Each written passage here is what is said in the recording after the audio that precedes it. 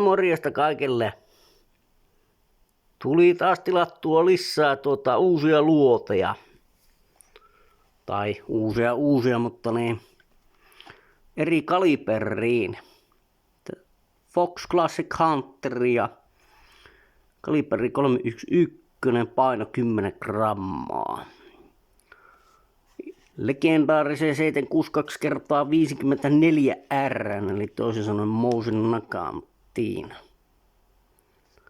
nakanttikivääriin, niin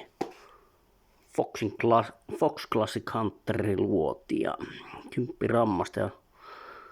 No se, mistä aion ammentaa sitten latausdataan tähän, niin itse on löytänyt, tai Google-kuvahausta on löytynyt 762x54R, niin Hornanyn ohjeet, ja silloin on 140 ruuti käytetty samanpainoisille luodeille testissä, joten siitä alan sitten ammentamaan tähän tuon ruutiannoksen lähtölattaukset. Siellä on, se oli 47 jotakin maksimi, mutta kun se on Hornanyllä se luodin paksuus on 308, niin silloin me ei voida käyttää sitä 47 grainin maksimilattausta, että sillä alkaa maksimit olemaan siellä 46 tietämillä ja vauhtia semmoista 800, oliko peräti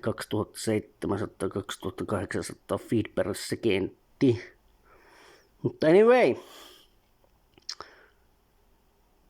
näitä tosiaan tuli tilattua niin 100 kappaletta. Saadaan sitten katsotaanpa miten se vanha palvelija alkaa tykkäämään, että 8-rammoisella 311 tuumaisella sellieripellotilla niin hyvin raalla, niin sen saa 50 metrin päästä 27,6 mm,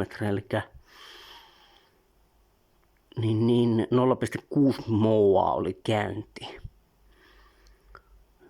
Tämä on oikea paksuna siihen piippuun. Että lähdetään sitten ammentaa tähän niin latausdataa ja testaile, että saataisiin siihenkin niin lyijyvappaa metsästysluoti käyttöön. Löytyy kyllä sitä, siis itseltä löytyy 11,7 grammaisia PPUita lyijynukkia, mutta en mielellään niitä käytä enää.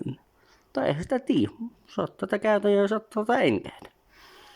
Mutta tosiaan niin hommattiin nyt näitä. Tämmösiä.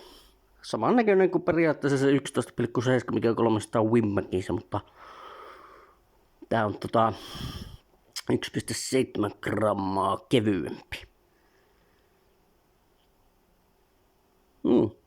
Semmosta tänään.